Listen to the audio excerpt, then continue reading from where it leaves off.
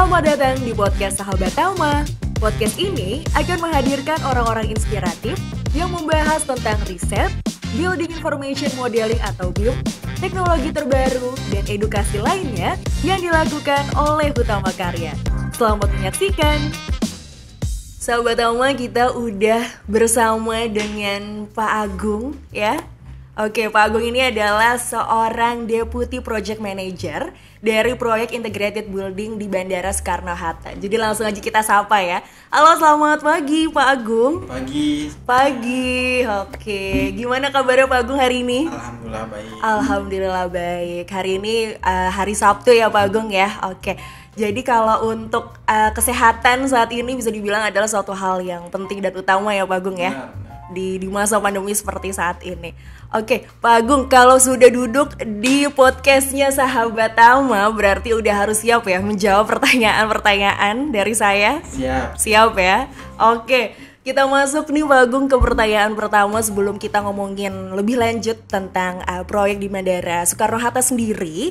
Boleh dong Pak Agung diceritain sedikit tentang starting point-nya Pak Agung, di mana Pak Agung ini memulai awalnya membangun proyek atau merintis proyek, atau bisa dibilang juga building proyek gitu ya. Bisa dibilang starting point di mana Pak Agung pertama kali mendapatkan proyek sampai dengan sekarang menghandle di Bandara Soekarno-Hatta.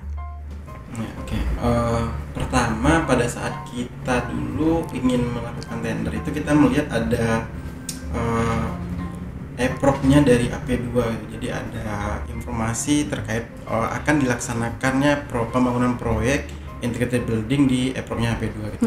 Nah, akhirnya kita coba untuk upload dokumen-dokumen, lalu kita berikan penawaran dengan persyaratan teknis kalau tidak salah pada waktu itu 85% gitu, dengan harga terendah gitu.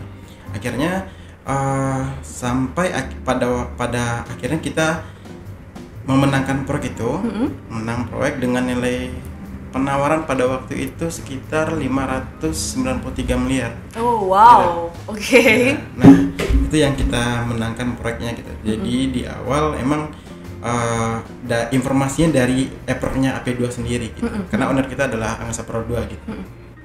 Oke, itu memang berarti untuk starting point-nya ya, bagaimana awalnya akhirnya bisa mendapatkan proyek di Bandara Soekarno-Hatta sendiri. Sebenarnya kalau untuk saat ini sudah sesuai dengan schedule kah atau sudah berapa persen kah, dan memang kapan nih kira-kira untuk target selesainya sendiri? Ya, sebenarnya di kita dulu pada saat awal itu kita mulai pelaksanaan pekerjaan tuh di 25 Februari tahun 2019. Oke. Dengan target awal berakhir di 18 Agustus tahun 2020 sebenarnya gitu. Nah, tapi emang ada beberapa adendum waktu pelaksanaan yang kita reschedule dari awal, karena yang pertama ada penambahan nilai pekerjaan. Jadi kita lakukan CCO dengan penambahan nilai kontrak juga, yang awalnya 593 menjadi 671 miliar pada waktu itu, dengan penambahan waktu yang awalnya 18 Agustus tahun 2020 berakhir di tanggal 7 Januari 2021 harusnya. Nah, tapi karena kondisinya pandemi, jadi kita juga pada waktu itu di tanggal 30 April 2020 kita menerima surat bahwasanya ada kondisi kahar yang terjadi di Indonesia. Akhirnya kita melakukan reschedule waktu sampai harusnya berakhir di tanggal 13 Desember tahun 2021 ini. Cuman untuk progresnya sekarang memang masih 45% gitu dari target 100%.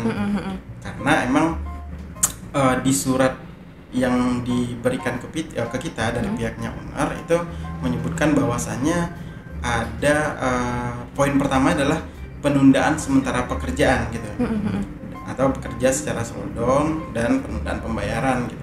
Jadi kita emang di lingkungan sekarang itu kita berjalannya emang tetap bekerja tapi tidak maksimal sebenarnya gitu. Jadi kita bekerjanya slowdown, cuman hanya memanfaatkan sumber daya yang ada, seperti bahan yang ada, sumber daya tenaga manusia yang ada. Jadi tidak seperti di awal-awal pada saat sebelum pandemik sih. Oke. Berarti pandemi ini bisa dibilang cukup memberikan dampak besar ya Pak ya? Sangat terhadap proyek ini ya, sangat. cukup signifikan gitu. Tetapi memang karena pandemi ini sendiri saat ini masih ada gitu ya, walaupun pemerintah kemarin sudah bilang Indonesia sudah keluar dari zona merah gitu kan. Tapi kan tidak bisa dipungkiri kalau misalnya cukup masih berpengaruh banget gitu ya untuk proyek di Bandara Suta sendiri.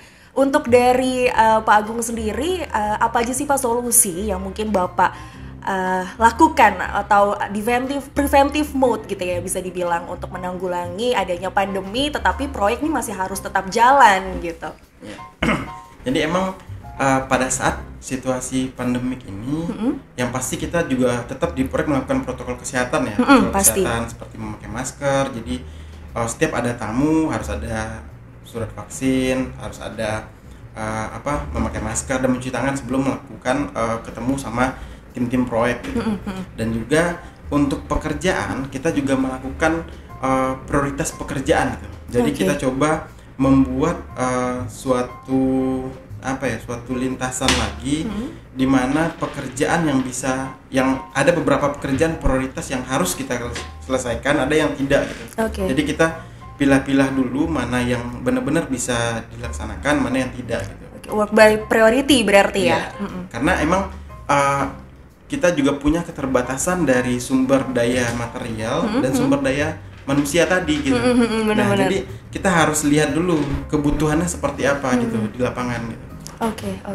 Jadi itu memang work by priority adalah salah satu solusi ya mungkin ya bisa dibilang untuk menanggulangi pengerjaan proyek tetapi tetap di pandemi seperti saat ini. Memang lebih susah ya Pak Agung ya? Ya emang ada tantangan tersendiri. Tersendiri. Ya kita tetap harus optimis bisa menyelesaikan proyeknya ini. Oke. Kalau itu adalah tantangan dari bisa dibilang eksternal karena kan pandemi siapa yang tahu ya Pak ya ada di saat seperti ini.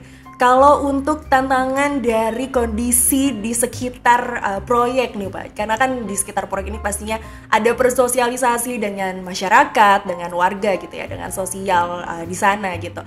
Mungkin boleh diceritain kondisi geografis, budaya atau sosial yang bisa dibilang unik gitu ya terjadi, bahkan mungkin Pak Agung sampai sekarang masih susah nih untuk lupa gitu karena ada hal ini nih ternyata terjadi ketika saya mengerjakan proyek ini gitu.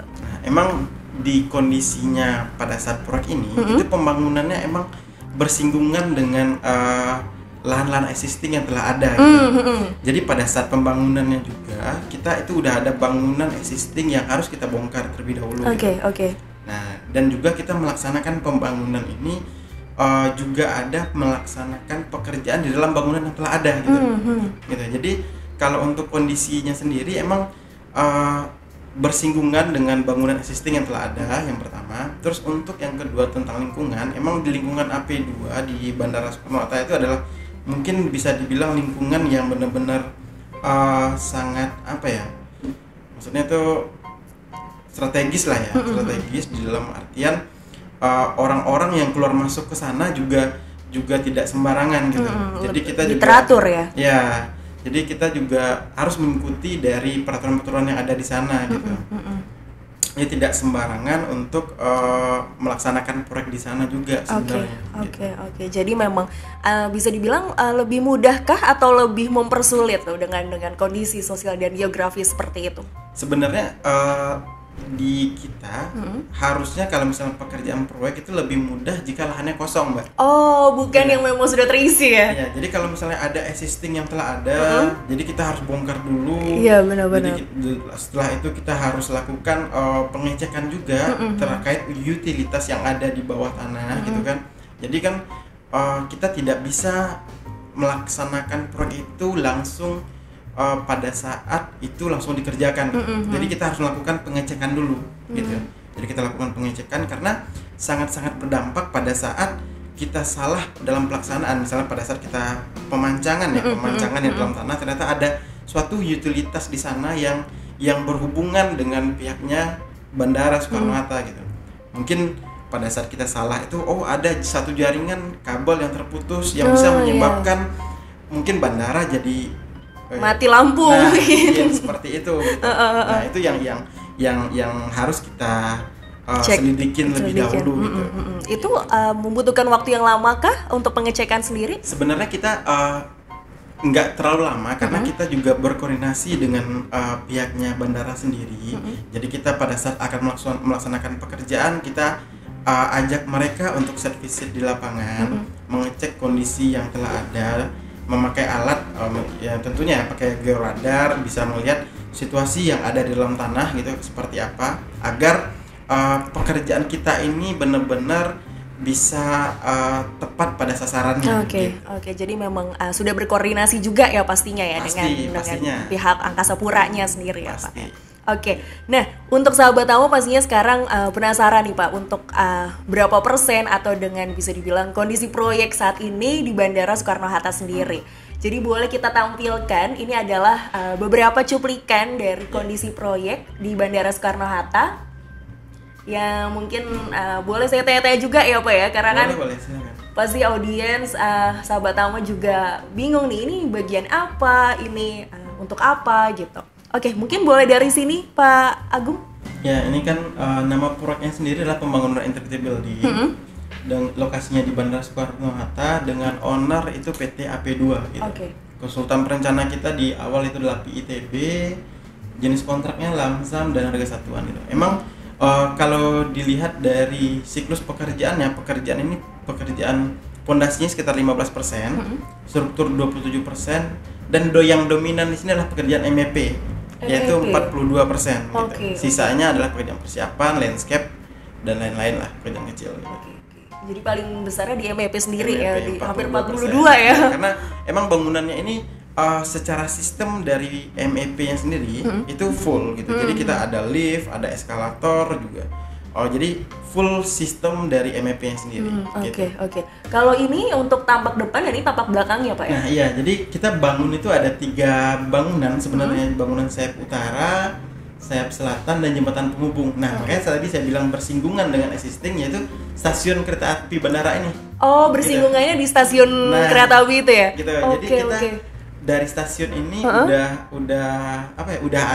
existingnya udah ada, tapi kita akan bangun itu untuk menghubungkan antara 2 bangunan kita tadi melewati dari existing yang telah ada. Berarti memang gitu. Membangun di atas si stasiun KA Bandara ini gitu ya. Jadi di samping-sampingnya kita bangun, tapi akan bersinggungan. Jadi kita akan menghubungkan gitu. Benar. Oke. Gitu. Jadi bangunan sayap selatan itu terdiri akan berfungsi untuk pekerjaan untuk drop off-nya bus nantinya, dan bangunan sayap utara itu untuk taksi gitu, taksi dan travel. Jadi memang beda jalur gitu ya Pak ya. Dan luasnya yang kita bangun ini sekitar 50 meter persegi. 50.000 meter persegi. 50.000 meter persegi. Gitu. Jadi emang konsepnya sendiri dari pihak AP2 integrated ini adalah suatu bangunan yang akan berintegrasi nantinya gitu untuk pergerakan demand manusianya gitu. Jadi misalnya kita dari stasiun terminal 1, terminal 2, terminal 3, nanti kan ada moda transportasinya dulu adalah bisa langsung naik Damri atau naik travel gitu kan. Betul. Nah, nanti di sini nih yang akan berkumpul gitu. Jadi orang-orang itu akan naik stasiun, naik kereta menuju ke stasiun sini, stasiun kereta api. Jadi nanti di sana mereka punya pilihan mau naik Damri ke selatan, mau naik taksi ke utara, mau naik kereta tinggal langsung naik kereta di arah menuju Jakarta gitu. Jadi itu integrasinya itu. Tempat mengumpulnya ya. Jadi pergerakannya manusianya diatur di sini nanti. Di mana? Konsep awalnya seperti itu. Dan itu memang untuk objektifnya sendiri diarahkan ke sana ya Pak Anggungnya.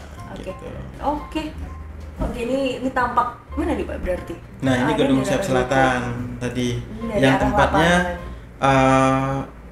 bis gitu, drop off-nya bis. Jadi Damri itu tadi. Damri gitu. Nah, ini sayap utara gitu. Jadi untuk penggunaan untuk taksi. Bedanya di sayap selatan itu cuma 2 lantai, kalau sini 3 lantai gitu. 3 lantai gitu karena ada mezaninnya gitu. Nah, ini kelihatan endingnya nanti akan seperti ini gedungnya gitu. Berarti yang melingkar itu nanti untuk rem. Rem untuk keluar masuknya kendaraan yang di sana gitu. Oke. Wow, ini sangat besar ya Pak ya. Lumayan. Lumayan besar ya, sangat-sangat menarik ini. Oke. Nah, ini yang jembatan penghubung gitu, yang untuk menghubungkan antara stasiun yang telah ada tadi dengan Siap Selatan dan Siap Utara tadi. Berarti ini modelnya akan menjadi sky bridge gitu kah atau? Iya, seperti itu. Seperti itu ya. Iya. Oke. Wow, sangat menarik ya. Lumayan. Ini sangat besar proyeknya. Oke, kalau untuk bicara seperti teknologi gitu ya yang digunakan ketika membangun proyek, adakah teknologi khusus Pak Agung yang digunakan untuk proyek Soekarno-Hatta ini? Ya, kalau kita sih sebenarnya untuk teknologi ya khususnya itu kita masih ngikutin sesuai dengan prosedur dan utama karya sendiri gitu. Jadi kita tetap memakai BIM untuk ini ya, untuk melakukan pengecekan dari gambar, terus schedule juga bisa di sana, volume pekerjaan untuk pengecekan gitu. Jadi kita memakai BIM itu ya emang sangat-sangat membantu menurut saya karena kita bisa melihat ketidaksesuaian antara superimpose gambar struktur, arsitek, MEP gitu. Jadi kita udah ketahuan di awal gitu. Oke. Kita udah ketahuan awal, oh ternyata ini ada suatu masalah yang harus kita selesaikan gitu. Akhirnya itu yang kita selalu sambit kepada pihak owner maupun MK agar bisa kita selesaikan gitu. Nah, dan untuk pengendaliannya sendiri kita masih juga memakai SIPP dan SIHK gitu. Itu adalah seperti sistem yang udah diterapkan di Utama Karya gitu. Untuk pengendalian biayanya kita memakai itu. Oke, jadi tapi memang untuk teknologinya memang masih menggunakan BIM ya yang sesuai dengan dari Utama Karya sendiri gitu. Oke, nah sebenarnya kalau kita ngomongin tentang proyek gitu ya kan ini banyak banget ya Pak Agung ya engineer muda di luar sana yang sekarang ini mungkin baru lulus atau mau baru mulai berkutat dengan proyek gitu. Sebenarnya dari Pak Agung sendiri nih, dari Pak Agung pribadi ada nggak sih cara mengelola potensi para milenial yang saat ini mungkin bisa dibilang baru lulus dari teknik sipil atau baru menjadi seorang engineer muda gitu? Ya sebenarnya untuk itu kembali lagi ya tergantung kepada pribadi masing-masing sebenarnya gitu. Tapi mau atau tidaknya itu pribadinya gitu. Tapi untuk mengelolanya sebenarnya bisa dilakukan untuk dalam hal pengembangan diri gitu. Jadi jangan ketahui diri kita dulu gitu kan, kita kurangnya apa, kelebihannya apa, lalu kita selalu melakukan pengembangan diri gitu. Pengembangan diri dengan mungkin bisa dengan mengikuti seminar-seminar, pelatihan-pelatihan gitu kan, agar kita itu emang pantas dan layak bisa bekerja di dunia konstruksi gitu. Oke. Kalau untuk dari Pak Agung sendiri menangani proyek Soekarno-Hatta, ada nggak sih kendala yang paling berkesan lah Pak ya selain pandemi ini ya pastinya ya, karena kan pandemi unexpected ya Pak ya, karena awalnya ada pandemi gitu pastinya tidak ada ekspektasi akan selama ini gitu kan. Kemudian juga untuk dari segi tadi udah ada existing ya bandara sendiri gitu kan, itu pasti jadi kesulitan tersendiri gitu. Ada lagi nggak Pak yang kendala yang mungkin menurut Pak Agung ini paling berkesan sampai Pak Agung tidak bisa melupakannya gitu? Sebenarnya proyek itu adalah suatu produk yang unik ya. Jadi semua proyek itu pasti unik gitu. Punya ini sendirilah keunikan sendiri-sendiri setiap proyek. Ciri khas sendiri punya gitu. Nah, jadi kalau misalnya di Soekarno-Hatta ini pada saat saya mulai di awal ya, itu keunikannya adalah lahan yang tersedia dengan gambar rencana pembangunannya itu lahannya lebih kecil dari rencana pembangunan gitu. Oh, wow. Gitu. Rencananya lebih besar berarti dari lahannya. Karena lahannya telah terpakai di existing tadi ya. gitu. Oke. Gitu. Jadi kita lakukan beberapa ini ya, maksudnya kita harus komunikasikan dengan pihak perencana lagi, dengan owner, dengan MK juga, untuk mencari solusi terbaik agar proyek ini tetap berjalan tanpa mengganggu existing yang telah ada. Gitu. Berarti dengan cara terbatas ya, bisa dibilang. Caranya adalah dengan melakukan pengurangan volume pekerjaan gitu pada waktu itu. Jadi gambarnya kita misalnya ada berapa part ya, misalnya kalau kita menyebutnya as ya, ada misalnya ada 12 as, akhirnya kita potong menjadi cuma 10 as gitu. Oke. Jadi kita lakukan redesign lah intinya. Tapi itu nggak apa-apa ya Pak? Kita lakukan redesign, nggak apa-apa ya? Kita lakukan redesign dengan catatan tetap secara fungsi, secara sistem dan kekuatan dari bangunan tersebut tetap sesuai dengan spesifikasi teknis yang telah ditentukan oleh pihaknya owner gitu. Oke. Gitu.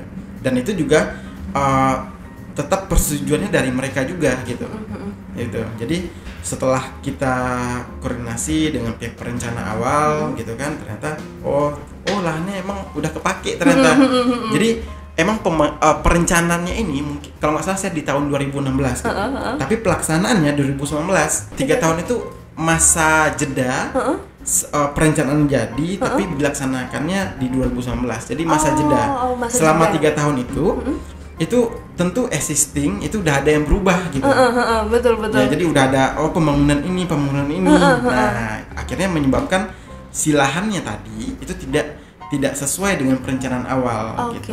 Oke. Nah, itu kesulitan, salah satu kesulitan juga yang inilah yang harus tapi itu udah selesai. Udah selesai ya. Tapi itu memang cukup berkesan berarti ya. Sampai sekarang Pak Agung masih ya emang ada karena seharusnya di kita sebagai kontraktor itu kita pada saat serah terima lahan itu emangnya harusnya lahannya udah bebas dan udah siap untuk dilaksanakan pekerjaannya gitu. Oke. Nah, pada saat kita lakukan pengukuran, pengecekan lagi, ternyata si dimensinya, si perencanaan itu lebih besar dibanding lahan yang ada gitu. Oke, jadi lahannya bisa dibilang terbatas ya Pak ya. Iya. Itu bisa dibilang keunikan, tapi keseruan ada nggak Pak? Keseruan yang bisa dibilang juga sulit untuk dilupakan. Suatu proyek itu adalah suatu produk yang unik gitu. Gitu. Jadi keunikan dari proyek itu yang membuat dia jadi seru gitu. Oke. Dari unik, dari awalnya sulit padahal kemudian unik, tapi ternyata jadi seru ya. Nah, iya. Itukah pesan yang ingin Pak Agung sampaikan? Atau ada lagi mungkin pesan yang ingin Bapak sampaikan kepada para pejuang proyek khususnya dari Utama Karya? Kurang lebih seperti itu sih Mbak. Kurang lebih seperti itu. Ya, tetap semangat dalam melaksanakan suatu proyek gitu. Selalu lakukan pengembangan diri, pantaskan diri kita. Lalu ya tadi tetap melakukan inovasi-inovasi baru agak untuk mendapatkan solusi-solusi terbaik dalam pelaksanaan proyek dan tentunya untuk lebih memajukan Utama Karya gitu. Dan pastinya menjadikan satu kendala menjadi suatu keseruan ya Pak ya. Itu kunci agar bisa dibilang tidak stres dalam mengerjakan proyek, kemudian juga jadi lebih melihat proyek menjadi lebih santai ya, bisa dibilang mungkin bisa jadi lebih tidak berat, tidak menjadi beban. Pasti beban. Pasti ada kerasa ini akan menjadi beban tuh pasti ada gitu. Cuman tinggal kita bagaimana mindset kita untuk mengaturnya gitu. Oke. Untuk mengaturnya gitu. Jadi kalau misalnya udah ada tahapan-tahapan yang kita laksanakan seperti apa gitu kan, makanya kalau di suatu project itu butuh di awal itu kematangan gitu. Jadi di awal itu kita butuh strategi-strategi yang akan kita laksanakan, metode kerjanya seperti apa gitu. Jadi kita telah mengatur spesifikasi, lintasan-lintasan kritis yang seperti apa, metode kerja yang akan kita laksanakan seperti apa, agar kalau misalnya itu kita laksanakan sesuai dengan PMBOK ya, misalnya kita sesuai dengan aturan-aturan yang udah ada, dengan kesesuaian dari lingkungan proyek yang kita hadapin, pasti kita juga akan mendapatkan suatu hasil yang mudah-mudahan lebih baik gitu, yaitu dengan mutu yang bagus, waktu yang tepat dan biaya yang efisiensi. Lalu tidak lupa juga dengan kepuasan dari pelanggan sendiri gitu. Iya betul, karena itu kan menjadi kepuasan tersendiri untuk diri kita ya. Oke, terima kasih Pak Agung telah hadir di podcast Sahabat Tama. Pastinya untuk Sahabat Tama sendiri semoga tercerahkan ya dengan penuturan dari Pak Agung. Yang penting adalah semangat terus melakukan pengembangan diri dan melakukan berbagai inovasi ya untuk proyek-proyek yang nantinya akan dilakukan. Oke, sebelum berpisah Pak Agung, ada satu kenang-kenangan ya. Ada satu kenang-kenangan dari podcast Sahabat Tama. Ini dia. Aduh. Nah, ini dia Pak Agung. Oke, ini bisa nanti dipakai ketika menjalankan proyek di Soekarno-Hatta ya Pak ya? Boleh. Terima kasih banyak. Sahabat Tama pastiin untuk tetap stay tune dan nonton terus podcast Sahabat Tama. Sampai jumpa lagi.